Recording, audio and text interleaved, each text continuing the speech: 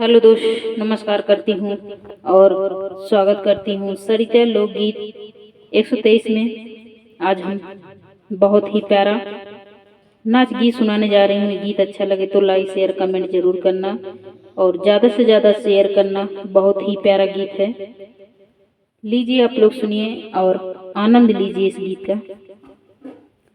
जुड़ा तौबान है घूमौआ हो टिकुली मजेदार, जुड़ा तौबान है घूमौआ हो टिकुली मजेदार।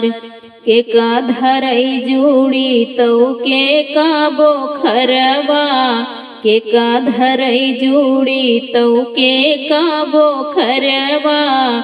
के करे होला रात उधी हो दिन सूझे ना रात, के करे धैल रात उधी हो दिन सूझे ना रात।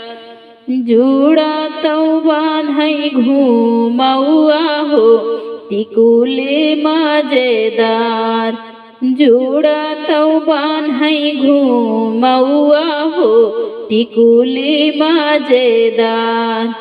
सास का धरई जुड़ी ननद का बोखरवा, सास का धरई जुड़ी ननद का बोखरवा।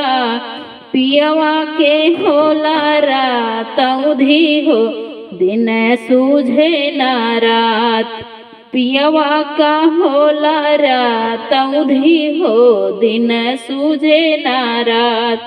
जुड़ा तौबान है घूमौआ हो टिकुली मजेदार, जुड़ा तौबान है घूमौआ हो टिकुली मजेदार। कैसे झाड़ी जुड़ा तो कैसे बोखरवा, कैसे झाड़ी जुड़ी तो कैसे बोखरवा। कैसे झारी रात उधी हो दिन सूझे ना रात, कैसे झारी रात उधी हो दिन सूझे ना रात। जुड़ा तौबान है घूमौआ हो टिकुली मजेदार, जुड़ा तौबान है घूमौआ हो टिकुली मजेदार।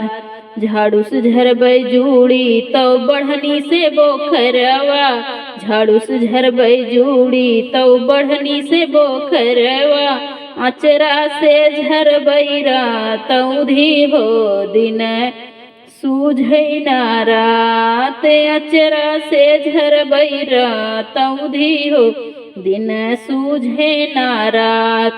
जुड़ा तौबान है घूमौआ हो टिकुली मजेदार, जुड़ा तौबान है घूमौआ हो टिकुली मजेदार, जुड़ा तौबान है घूमौआ हो टिकुली मजेदार।